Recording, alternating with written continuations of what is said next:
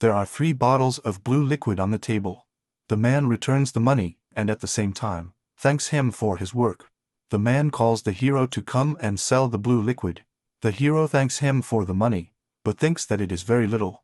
After leaving the client's place and walking down the street, the guy thinks that he likes to reincarnate in other worlds with different abilities, but this time, he chose a Vano-combative ability, which he greatly regrets. In this world, the main character is the Alchemist. He makes a living by manufacturing and selling various products. Do not even dream of traveling. You cannot create expensive potions, because the ingredients must be obtained from dangerous places, or bought for a lot of money. As for cheap and easy-to-produce products, the market is already full of them, and the hero finds it difficult to sell something. Without stopping thinking and walking down the street, Chico reflects that newcomers have to take on jobs that no one else wants to do, which requires a significant investment of time and effort. Wasting time on unprofitable and ineffective things has become a habit. The hero also cannot hire anyone because he does not want to reveal his abilities, but if this continues, he will find it difficult. The hero thinks that maybe he needs to buy a slave. Remember that a magical contract is concluded between the slave and his owner, so the servant cannot reveal the secrets of his master. The hero is very shy, but after reflection, he comes to the conclusion that this is a vital need. Despite the embarrassment, he still plucks up his courage and finally grabs the door handle. As he enters the room, the hero with short hair and a scar that crosses his eyebrows apologizes and asks permission to look around. Upon entering the room, the guy is very surprised. Apparently the owner is sitting at the table. Next to him, on the left side, sits a huge green creature, and on the right side, a girl with a cane. There are slave girls sitting on rugs all over the room. The owner says he has never seen the guy before, and then asks him what kind of slave he needs. The main character replies that he needs someone capable of doing a very delicate job, to which the owner replies that he understands. The owner takes the hero to a young girl and recommends her to the main character, saying that she is strong and obedient.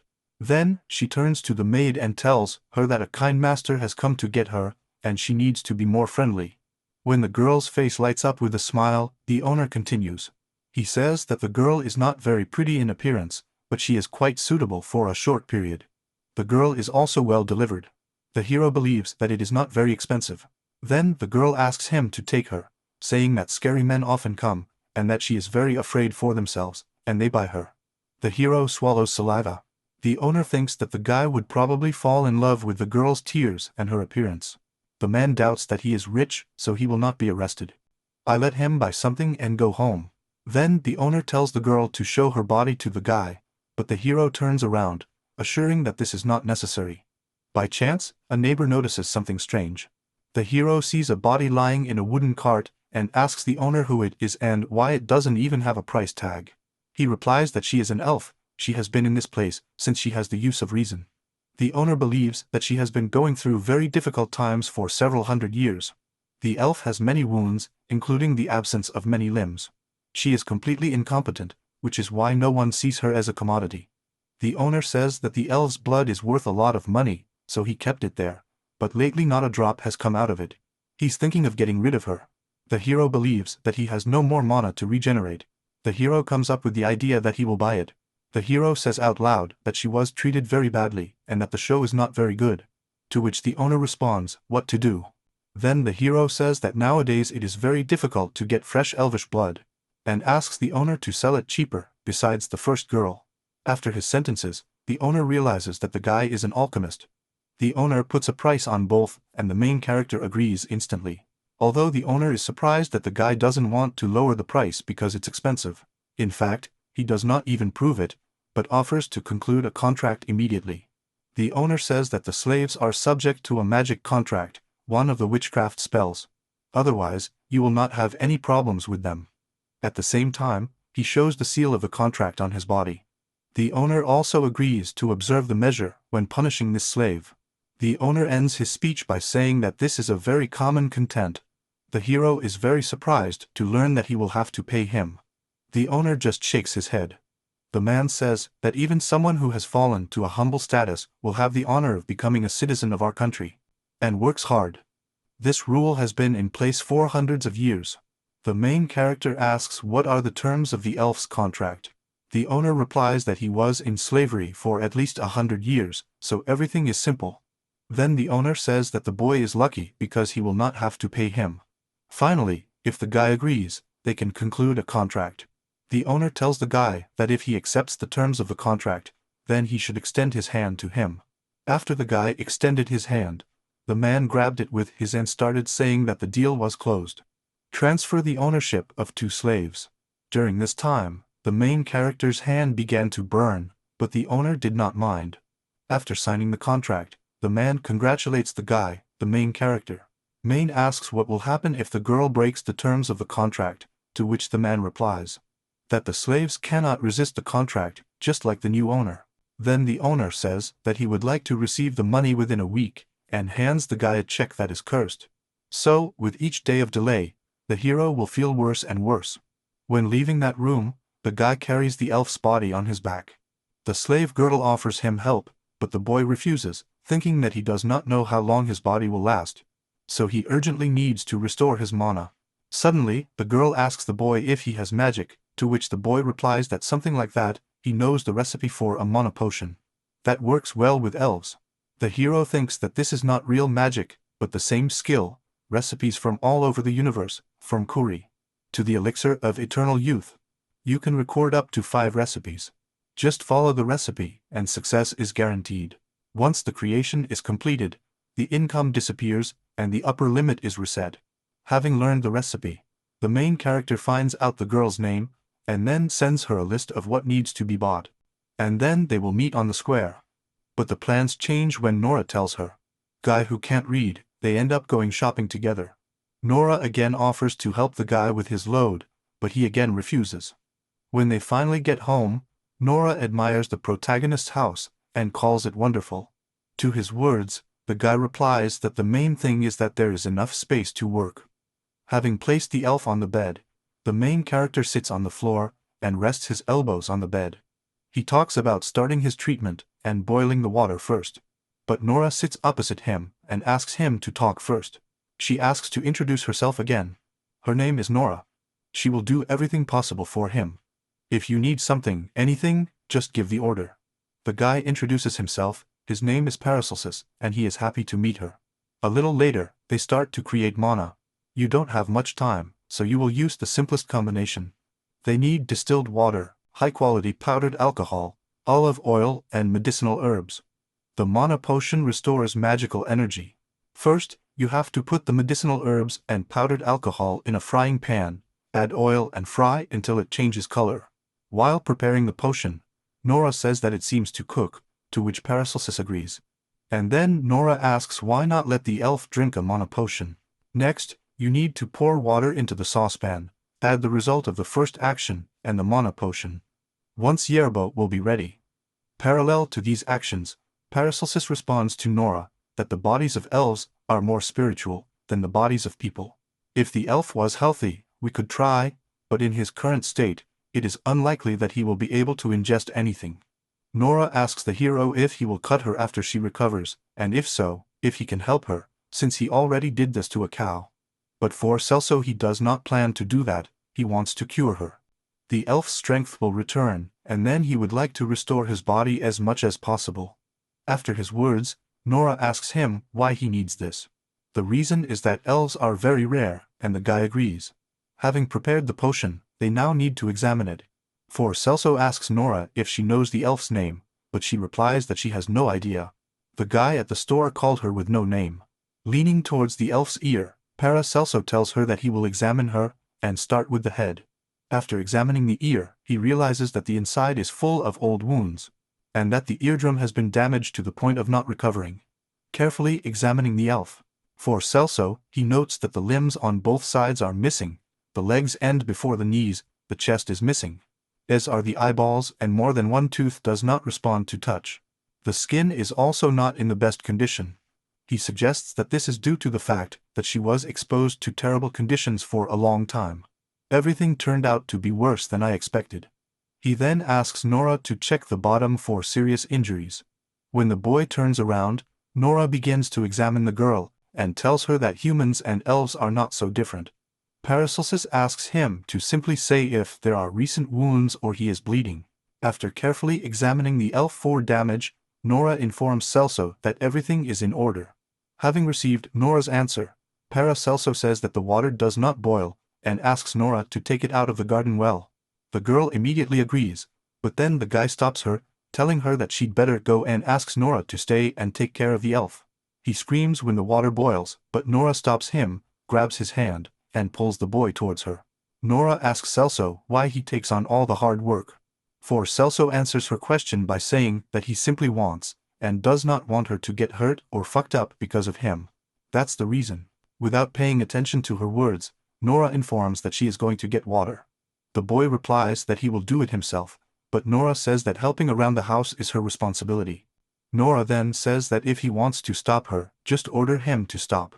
And then he tells the hero that he is too naive with girls, and that he should be more careful. Otherwise, the slaves will start to look down on you. She will definitely do it. With his words, he leaves the boy shocked. After taking a bath that restores mana, they check salt and temperature, making sure that everything is in order and the skin is not burned. They begin to take the elf in their arms and bathe her. At this point, Nora asks whether the drug should not be administered orally. Paracelsus replies that if you suddenly put something in the stomach that has not been used for a long time, the contents will rise again. Allow the medicine to be slowly absorbed throughout the body at once. When the elf's body comes into contact with water, he begins to squirm. Paracelsus tries to calm her down and explains that he is just going to take a shower. Nora comments on how cute she is. After lowering the girl into the water, Paracelsus asks Nora to hold her head. The elf continues to squirm, pulls her hands out of the water, and shakes it, thinking that the water is hot. Because Celso, at the moment, thinks that if the medicine is absorbed safely, then the magical energy of the bath will gradually be depleted. Pluck a petal from a flower. When the boy throws this petal into the bathtub, Nora asks what it is. Paracelsus replies that the petals of this flower have the property of absorbing mana and turn dark blue when they are filling. When the petal turns blue, Nora admires it and tells the boy that his magic is amazing, to which the boy replies that it is not magic. Celso says that when the petal turns white, it's time to take the potion, but it doesn't end. I was surprised that the petal turned white so quickly. The boy decides to pour more potion, thinking that maybe he hasn't added enough, but that portion would be enough for one person for one day. The petal turns blue again, and immediately turns white again. Paracelsus thinks that he must be very hungry, and already spills all the contents of the bottle, and then goes in search of another bottle. Heading towards the door, Paracelsus thinks about whether elves can absorb magical energy through their skin at this speed. Whether it is normal to absorb so much mana and live in this state.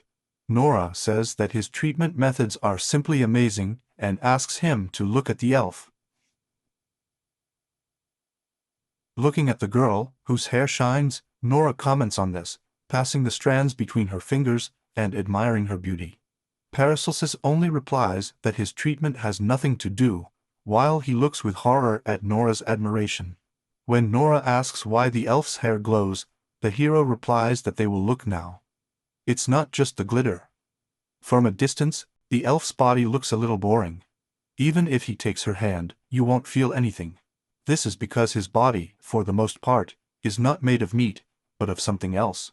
After your words, Nora asks him if he gets dizzy when he touches her. And then Nora asks him if that could be the size of the elves' astral bodies. Although for Celso, he is surprised that Nora has been listening to him all this time. Actually, it doesn't prove it. He simply replies that he has seen ghosts before. But this is a little different.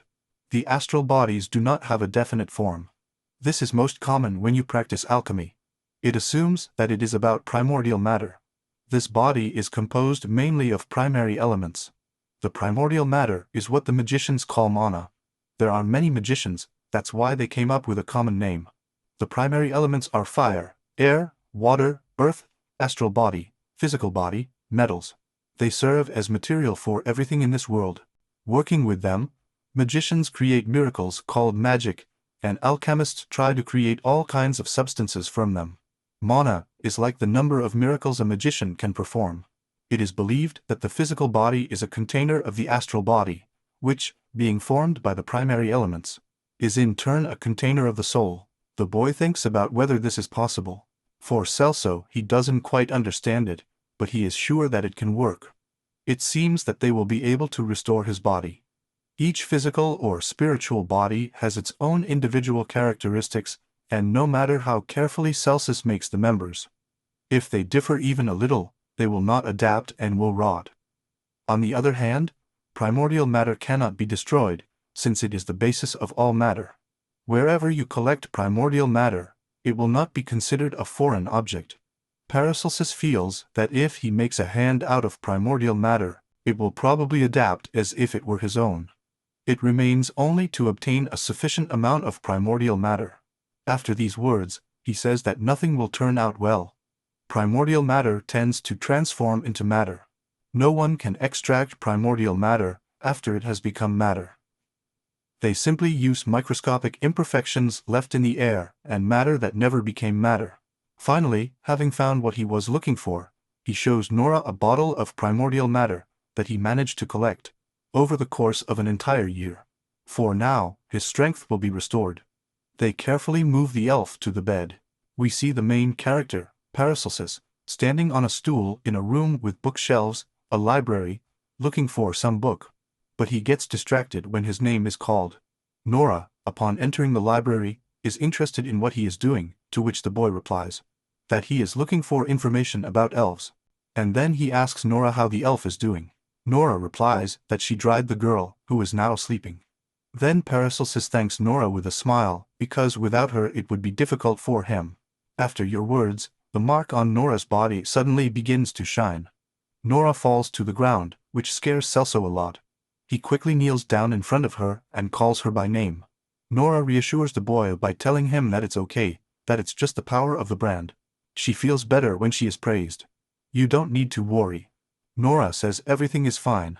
She apologizes and asks to be praised and grateful more often. Then he puts his hand on the mark, which surprises the guy a lot, and together with his hand, he pulls out something that resembles a scroll of the mark, which scares the protagonist even more. With a giggle, she explains that it is a reward list that is automatically completed when she receives a reward from Paracelsus. Paracelsus doesn't understand why he didn't give him anything. Alchemist replies that the decision was made by the heart, not the head. The sincere thought that it would be difficult for him without her became a gain for her. Later, Nora asks the boy to read what is written because she does not know how to read it. Kara agrees. Remember that it seemed that they were talking about 3% of the profits, 25,000.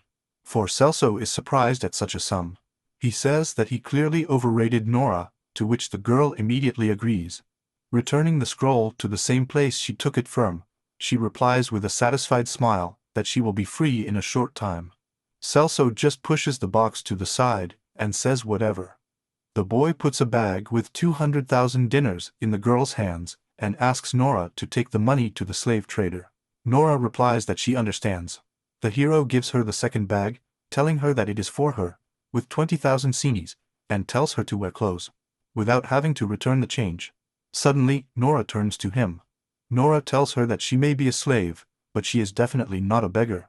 She will earn money and redeem herself. She will return the change. For Celso sits on a chair and calls her. He tells her that she is his property. He asks her to wear clean clothes and rest so he can work hard tomorrow. He tells her to see it as an investment in a future job. Nora finally agrees. Nora tells the boy that she is leaving and that she is going to buy the elf something too. The guy immediately accepts and thanks her, saying that he had not thought about it. Events are already taking place in the city. Walking down the street, Nora is thinking intensely about something, and stops for a moment as she passes the slave trader's house. Nora remembers how she ended up with the slave traders. They only bought slaves inside the camp. The man who took her to the owner said that he had never met such rude girls, to which he replied that they were unlucky. The man also says that at least he took her soul and treated her as he should. The owner just laughs at his words, and then says that he does not want to deal with someone who does not know how to treat slaves, and that the contract is so terrible that it will have to be rewritten. After concluding the contract, the owner turned to her and told her to greet her older colleagues, telling her that even in such a world, one should not forget about decency. When Nora simply turned around, he laughed and said that it seemed worth teaching her how to behave. He promised that he would train her properly and turn her into a complete slave. Nora tells him that she wants to master the writing of this country and asks him to teach her the letters. He says he is going to read a lot of books, study, and leave the country far away. But the owner replies that she is stupid, that only a poor person would buy someone like her. It would be a miracle if there was at least one book in your house. The man says that people love those who are more stupid than they are. So, it is not necessary to learn the letters, and if you learn, pretend that you cannot read. They will read everything to you themselves with a smile on their face. The only thing he will teach you is how to deal with them. The rest will be agreed with the person who buys it.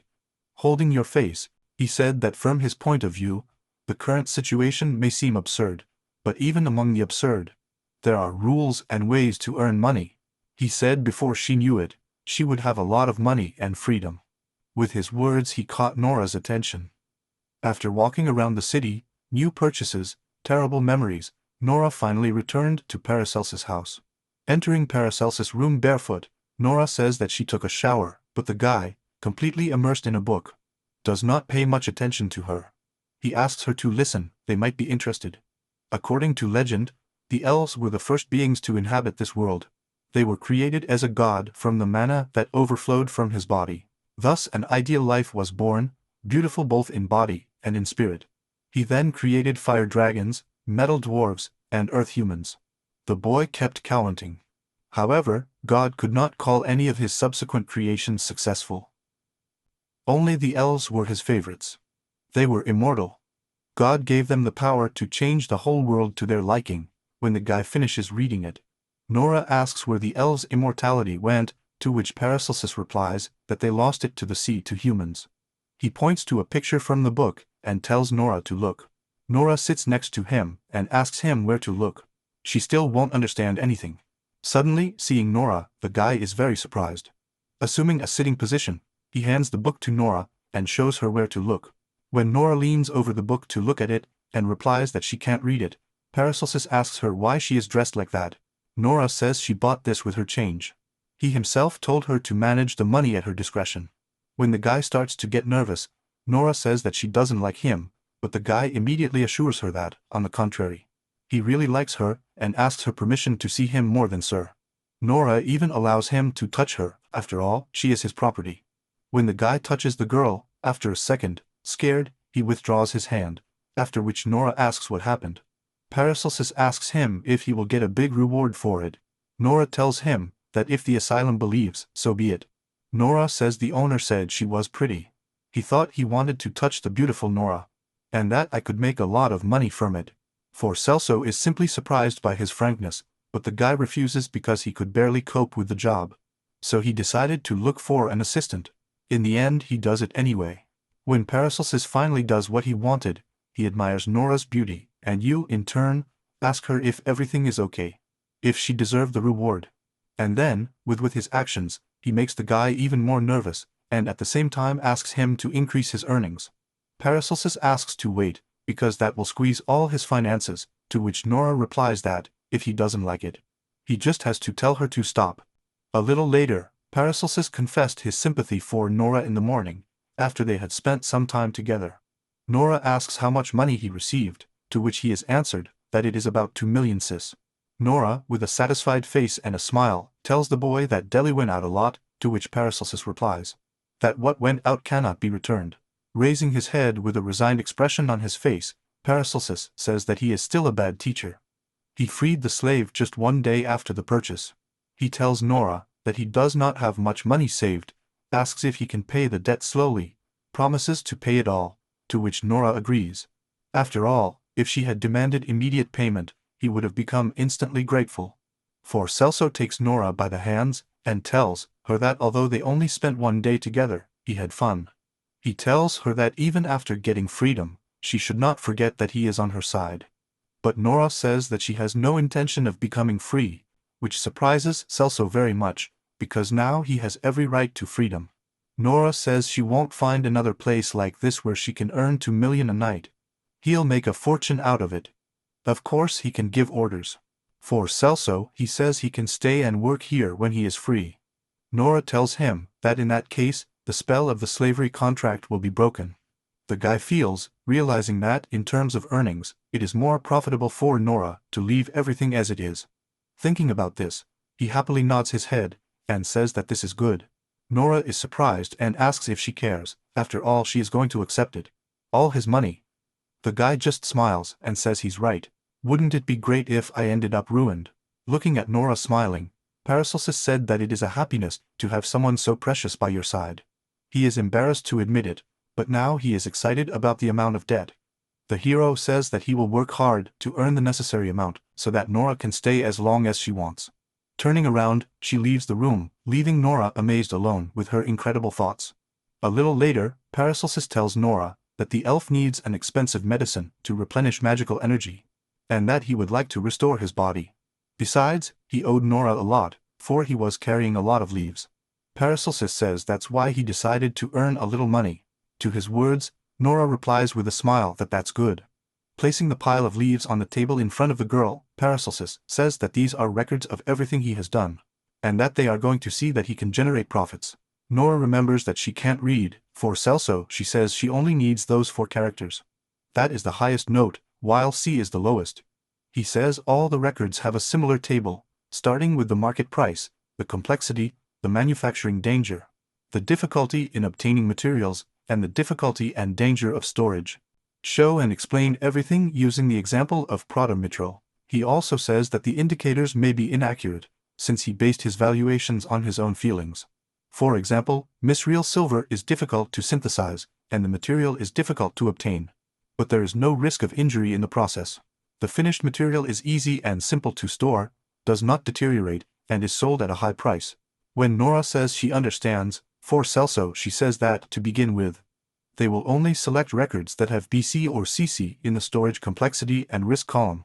Nora asks me to leave it to her. Nora was sitting, and Paracelsus was standing. Together they spent a lot of time, but diligently and successfully, sorting papers and communicating. In principle, we use our time usefully. When Nora reports that they are finally finished, the boy says that he now only keeps sheets with materials that are difficult to obtain after completion. All actions start to select recipes with difficulty and danger of SOA. These will be your candidates. Nora then asks why they ignore the market price. Wouldn't it be better to search input easily or go to string, nor Akralukar? The hero replies that such things usually require expensive or hard to get materials. If they can't sell the finished product, they will suffer a huge loss. They will focus on things that are easy to create and practically non-perishable. Nora says she understands, but she has one more question.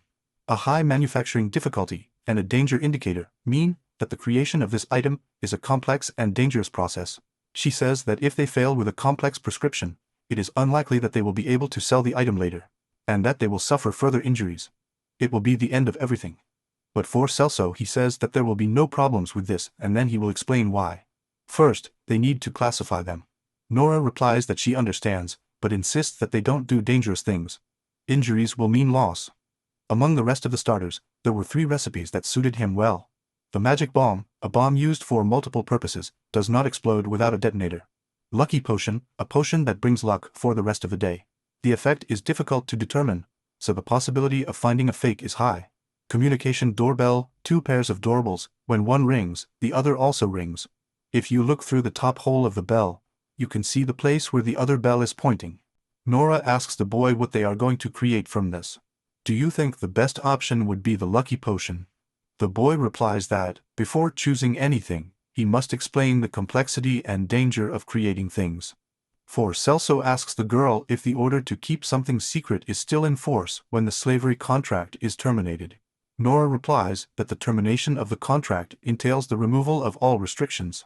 Nora tells him to tell her that when the contract ends, he will forget everything he kept secret. It should work. Paracelsus says that the ability to interfere with memories is a very powerful technique. Nora says she's right. There's a long formula. The magic one, written in the slave room. The slavery contract is a small enchantment ritual. A promise given in addition to the promise of being a slave cannot be weak. Celso tells Nora that she has a lot of knowledge, like a real magician.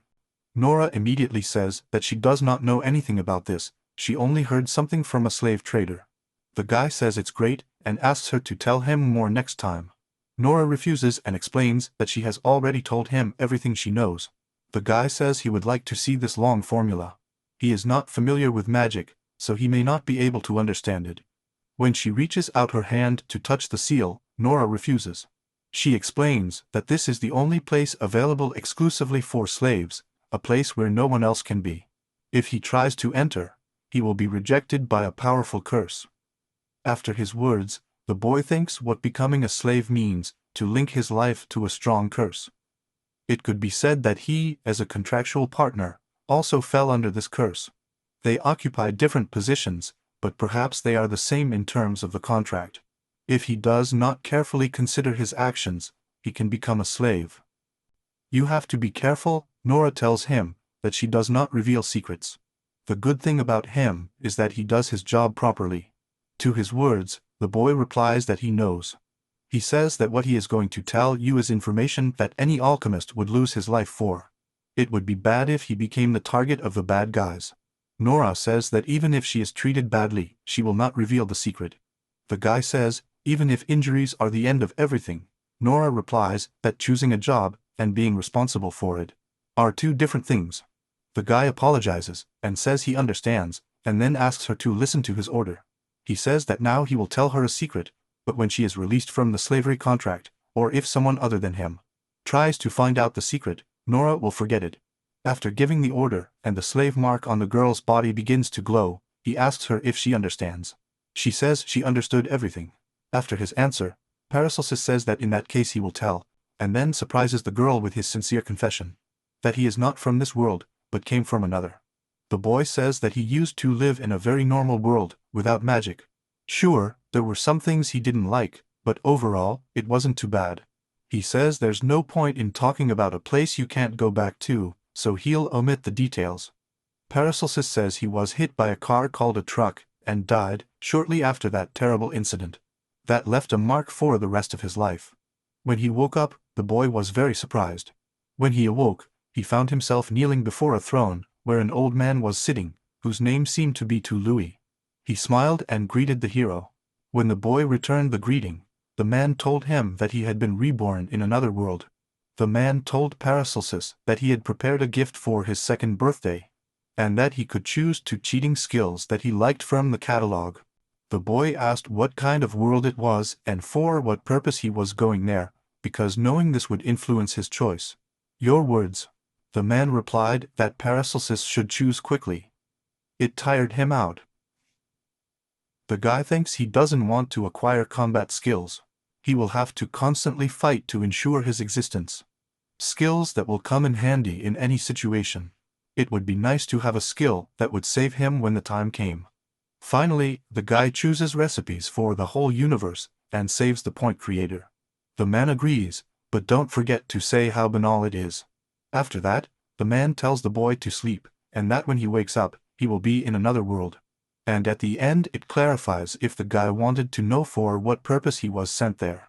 The laughing man tells her to go and live there as she wants, just as your beloved wants. Paracelsus continues his story. He says that when he woke up, there really was a different world around him. Somehow, he knew how to use his cheating skills. The hero interrupts his story by saying that maybe Nora doesn't believe this story, but she stops him. The girl asks to tell the secret to the end, and then they will discuss what she believes. She asks the boy if the power that man gave her had to do with alchemy, and the boy instantly answers that yes. The guy suddenly pulls out some kind of notebook out of nowhere and says that he will explain to him how his skills work. Nora thinks she's seen this before. The boy says that his first power is the recipes for the whole universe. A recipe for what you want to make. This notebook shows all the necessary ingredients and steps. There are 5 spaces available at the same time. The paper is endless, but he gets tired every time he adds new sheets. If there are several combinations or techniques, the recipe can be selected in your mind. If the owner of this recipe strictly follows the instructions, no matter how inexperienced he is, the result will be perfect. The second force is the creator of the save point. Whenever you want, you can create gems called save points. When a second stone is created, the first one disappears.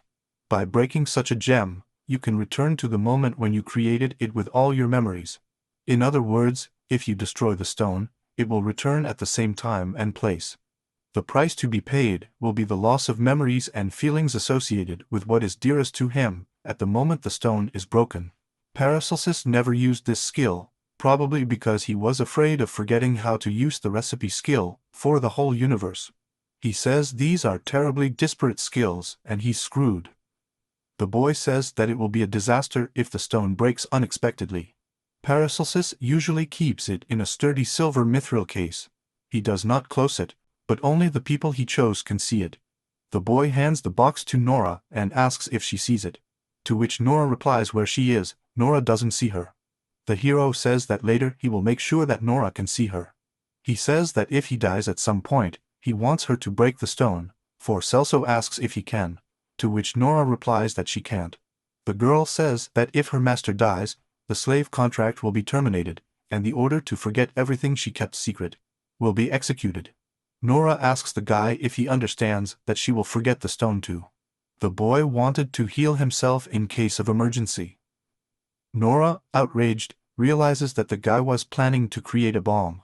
For Celso says that if he manages to make only the secret remain in Nora's memory, she replies that there is no need to make hasty decisions.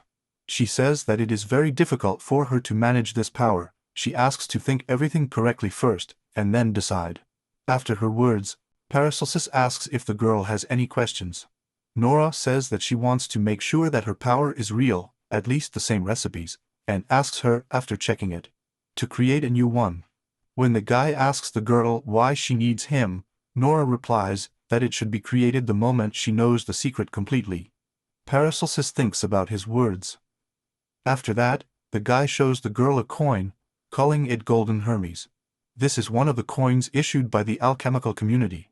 The hero asks the girl to follow him. When Nora asks what the alchemical community is, Paracelsus replies that it is a group of outstanding alchemists who provide services such as rank advancement. The guy says that no one can compare with the alchemists when it comes to money.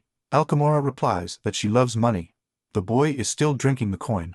It says that on the obverse there is Starms Trismegistus, the ancestor of the alchemists, and on the reverse there is a red-eyed owl, symbol of wisdom. After all, an eclipse is a symbol of failure and illness in this country.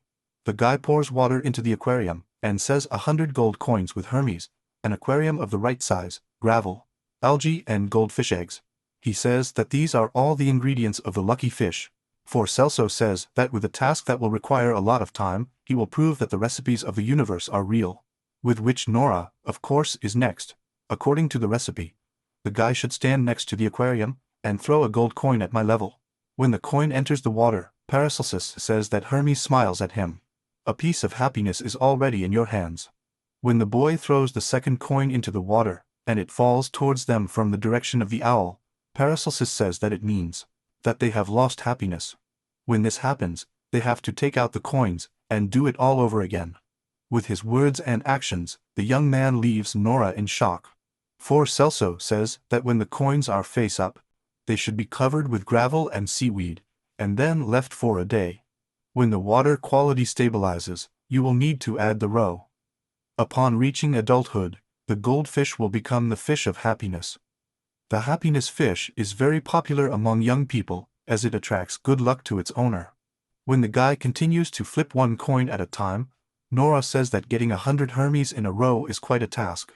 The guy replies that the business is difficult and therefore profitable. Nora wonders if this is alchemy, to which the guy replies that, just like turning base metals into gold, this is real alchemy, which allows you to transform simple fish into better fish. Nora listens to him carefully, and then clarifies that there are also many counterfeiters. With his words, Paracelsus replies that he is definitely right. After all, Nora says that no one will believe it. The guy says that customers rely on the Alchemy Guild certificate and avoid unreliable places. Nora replies that she will not buy it. Paracelsus believes that Nora now understands how difficult it is to create all the necessary conditions for the fish of happiness. He replies that he understands, and that he would never do that. His words, Paracelsus, with a satisfied smile, takes his cheat book out of the air, and says that now the notebook will solve everything. Paracelsus prints in his notebook the recipe of the fish of happiness. Nora realizes that Kara, this yes funny. Closing his eyes, Paracelsus tries to concentrate, and after a second, he says already. The boy is very tense. He says there was a method that involved gold coins. All this time, the girl watched him closely. Nora tries to get the guy's attention with the question. The guy simply replies that there are so many branches, so many ways to accumulate luck. A few seconds later, he says that he found it, having found the recipe. The guy orders the notebook to write it down. The recipe instantly appears in the notebook, which greatly surprises the girl. Paracelsus says that everything begins. The guy says that there is a recipe that allows all the coins thrown into the aquarium to fall face up. If your power is real, this is how it will work. For Celso throws a coin into the water and Nora watches attentively. He realizes that he fell face down. The second coin is Hermes, the third is Hermes, the fourth is also Hermes. The boy asks Nora to let him know if at least one falls on the other side. Holding all the coins with one hand and splashing water with the other, the boy tells Nora that the coins weigh. The girl tells him not to give up. The 100th coin falls into the water, Hermes. Nora watches carefully. Surprisingly, all the coins fall on the right side. Finally, the coins run out. Nora is very surprised. Exhaling and leaning on the aquarium, the guy asks Nora if she believes him now. Nora responds to him instantly. Nora asks the guy how others can do this with 100 coins. The boy tells her that they seem to use elements that increase luck, but they still have difficulties. The hero says that he needs to free up a space, so he will have to go through the whole process to the end. Then comes the gravel. Nora asks if it will be okay if she helps. For Celso says they will check it now. He asks the girl to put seaweed. Nora goes to look for the seaweed without any hassle. She holds up a heavy bag. At the same time, Nora asks the guy because he said that it is very difficult to raise happy fish. Because don't believe any more of them in that case. But the guy replies that he recommends limiting ourselves to the amount we have now. There are 3 reasons for this. It will be difficult to sell the fish at a high price because there are many counterfeiters in circulation.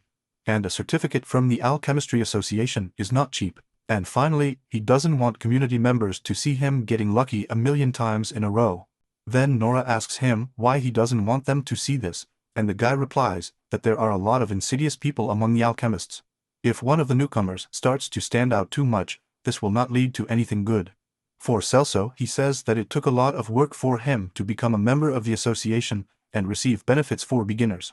Nora replies that money is not easy.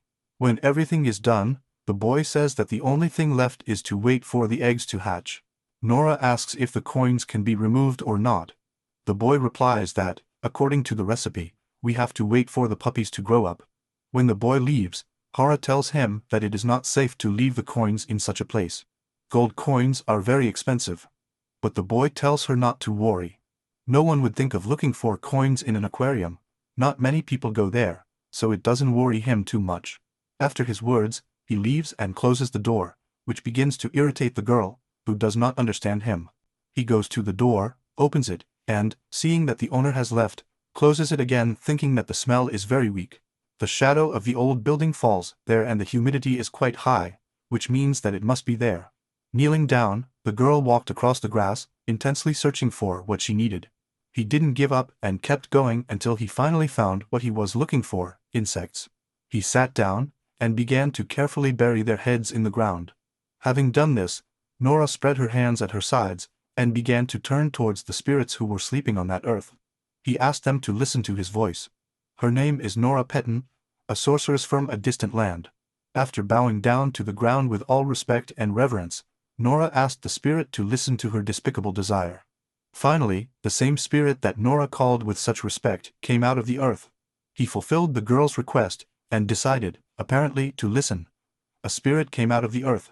Instead of a head, he had a skull that he was holding in his hands. His body was black and he had a huge eye. He asked if Nora had called him.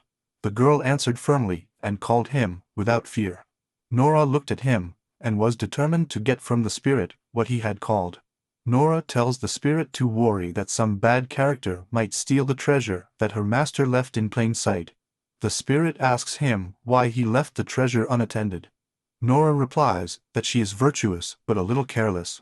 The girl says she will pray every morning while she is there and asks the spirit to be an intercessor for her teacher. After listening to the girl, the spirit says that he understands, and that he can count on him. He assures Nora that he is good at hiding things, and says that he is happy that she has called a humble soul like him, the spirit, in the priestess flame of a far country. There is little he can do, but he will help her. He says to call him anytime. The girl thanks him. When the good spirit that promised to help Nora finally returned to her place of origin, Nora exhaled relaxedly. When digging a hole, Nora thinks that the strength of the spirit is small. But she is glad that this spirit takes its responsibilities seriously, and is easy to deal with. This is the first time he deals with such a cute spirit, and then apologizes. After finishing her homework, Nora thinks about what they say, that people prefer to live in places where there are spirits similar to them. And then the girl laughs softly. A little later, already in the library, Paracelsus says that he showed the power of recipes to the whole universe. It's time to choose between the magic bomb, the lucky potion, and the communication bell. The guy talks about how the lucky potion is like a lucky fish and increases your luck. Paracelsus says that, in everyday life, he calls him an amateur of good luck. The protagonist says that the absence of impurities in the composition is an important factor, and that this is something practical. An adventurer who drinks this has less chance of encountering a monster or being hit by a material weapon. Here is a real example: even high-ranking people, who have a lot of enemies, do not leave home without him. If you can find a good customer just with this recipe, you will be able to make sure for life. After listening to the guy, Nora says let's do it. But the guy tells the girl when we talk about the pros, we should not forget about the cons. The boy with a sad expression says that the first disadvantage is that the alchemical guild certificate is not cheap. He remembered something. Paracelsus says that no one will buy a potion until he sees a certificate from the manufacturer guaranteeing that it was made correctly, and also a certificate of effectiveness confirming that the potion really increases luck. Registration of these documents will significantly reduce profits. In addition, 20% of the product will be used to confirm the effect. With all these words, Paracelsus leaves Nora in shock. Nora asks the boy if he can try the potions himself. To his words, the boy replies that if he could, there would be no need for certificates. Nora asks the boy how to determine how much his luck has increased. Paracelsus replies that for them you can simply toss coins, although he has heard that lately people use insects. People catch 100 beetles, mark one of them with paint, and use an object that increases luck. Then, they kill the beetles one by one, and see how long the marked beetle survives. Paracelsus shows by all his actions that he is not very happy about this. He says they should throw coins and not have to kill anyone.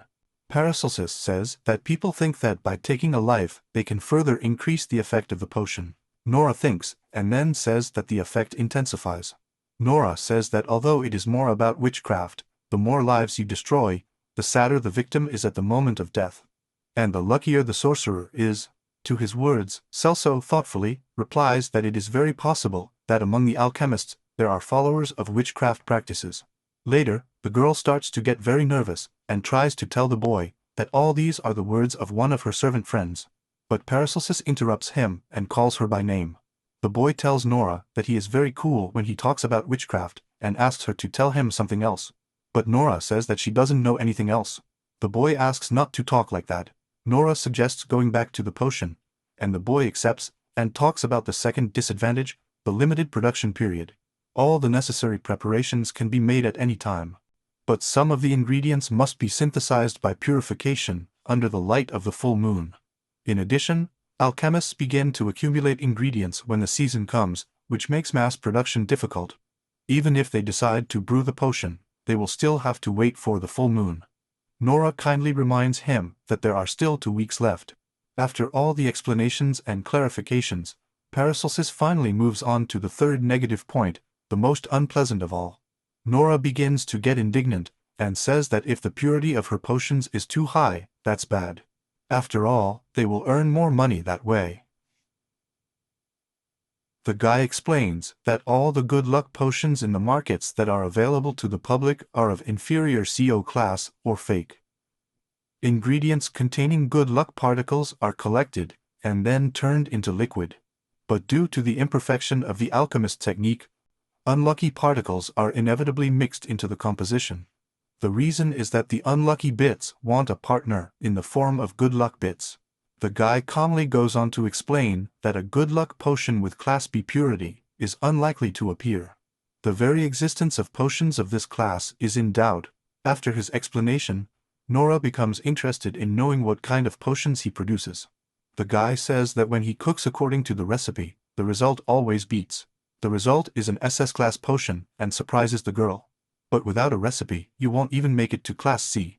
Nora gets excited. She says that this is very good, but for Celso. To the joy of the girl, she explains that there is nothing good about it. From morning to night, insidious alchemists will use golems, artificial guides, to monitor your colleague, who manage to achieve something in secret. Inexperienced alchemists lose everything in the blink of an eye. It would be great if every year only jobs were taken away from us. Every year a talented newcomer disappears. He asks Nora to understand that it is dangerous to attract too much attention. Nora first disagrees with him, then agrees, and then he seriously thinks about something, and finally the guy tells her that she just needs to prepare protective measures in advance. With his words, he surprises the boy. Nora, after thinking everything over in her clever head, invites the boy to prepare a lucky potion. Once the preparations are finished, he has no doubts about it. Nora says that all they have to do is find rich customers and sell them the product without certificates. And then they will make a lot of money. If they become regular customers, they will not need to create many potions. Nora thinks that this is a wonderful product. The guy tries again to convince the girl that no, that things don't work like that. He was just explaining, but Nora is not convinced. Realizing that it is useless to argue with the girl, he agrees and says that it is time to move on to the next recipe. Synchronization of bells, they are created at the same time, have the same weight and appearance, so a connection is established between them. The less the bells differ in color and shape, the stronger their properties are. Handing him a couple of bells, the boy admits that he made them himself. Nora plays one. At the same time, she also plays the other, which surprises the girl. Then the guy says that the only thing is that their tone is different because they are defective. He says that even the cheapest on the market will be better. Nora asks what is the guarantee of success if you follow the recipe. In response to his words, the guy says that the power of the recipe does not extend to the second element. Explain that the recipe describes the procedure for creating an article, with the note that you can make as many as you want. When you finish making the first recipe, the procedure is considered complete and the recipe disappears. Both bells are made at the same time, but they cannot be completed at the same time. Only one of them, made a moment earlier, will become a work of art. The guy says that the following products still turn out better than over the counter, but he has the impression that his main power is released exactly at the moment when the instructions are completed. For Celso tells Nora that the most important thing for this alchemical product is that there are no differences, even in the smallest detail. The guy says that his communication doorbells, of which only one worked properly, were a complete failure. They sound horrible and the vision through the hole is blurry. After all your explanations, Nora concludes that even the power of recipes is not omnipotent. She sighs and says that there is only discomfort around her. The guy, meanwhile, goes to the cashier and says that's how it happens. They need to create a bomb, but Nora is categorically against this idea. The guy asks the stubborn girl to at least listen to the description of the bomb. Nora agrees only to listen to the description. The guy takes a real bomb out of the trunk and puts it on him. At that moment, Nora asks not to bring this into the house. Magic bomb, the method of its creation is similar to the formation of spells of magicians. When Nora starts hiding, the boy asks her not to be afraid. The bomb will not explode until Paracelso connects the detonator and enters the correct code. This pump is made exactly according to the recipe, so there can be no fault. The bomb is designed to reproduce the magician's spell at the moment when it receives a special magic signal from the detonator. Upon receiving the signal, the control panel commands the items to go up. Then the air element closest to the control panel turns into flammable gas and the bomb explodes, filling the area with gas and the fire element. The order then reaches the fire element, which ignites the gas causing an explosion. The water element, incompatible with the activated air element, is annihilated upon contact with it. For Celso continues explaining when Nora asks why there is water here. In this case, the guy replies that it is a fuse. For Celso continues to explain to the girl that, in the unlikely event that the order is received from outside, the outermost water element will activate first and turn into water. The elements fire and air, which are incompatible with water, will be destroyed. Nora goes back to talking about what happens if the bomb catches fire.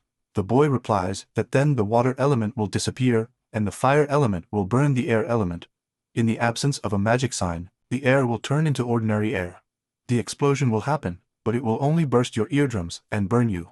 Then Paracelsus shows Nora how to properly cover the protruding wire with a magic locking cap, and the pump will be ready. When they finish, he tells Nora that the bomb is completely safe. The guy tells Nora that the pumps are always selling steadily. Even if they make the perfect bomb, according to the recipe, it will not attract much attention, and if you are careful, there is no danger.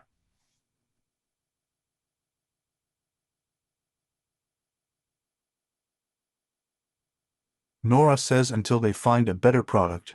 The boy agrees again. Nora asks how much effort it takes to destroy the crystal. The explosion will kill them both, but it won't be very good if the crystal remains intact. Paracelsus says it's worth thinking about. The hero tells Nora that he is thinking of creating a mechanism that will destroy the crystal when the shock wave is exposed. Nora brings him some tea. At this point, Paracelsus goes on to say that it will be a box with one side facing the bomb. A metal stud will be placed on the back of the wall. When the shock wave presses the wall of the box inward, the pin will pierce the glass. The main character continues to tell the girl. For Celso, he says that he will place the box in the affected area, but in a way that does not interfere with his work. He asks Nora if it's safe, but the girl suddenly says that the guy seems happy. The mountain asks for Celso, who is sitting with a satisfied face, if he likes bombs, to which the guy replies that maybe he does. Then the guy confesses to Nora that when he imagines a bomb exploding and destroying everything around him, he feels very light and good. After your words, Nora says that he seemed more shy to her because of his words about being afraid of people from the alchemical community. Paracelsus, laughing, says that it is good to know the principle of the body. Suddenly someone knocks on the door, but the protagonist is not surprised. He just says that the visitor arrived very quickly. At the door, there is someone small with ears and a small backpack on his back. He knows they were waiting for him.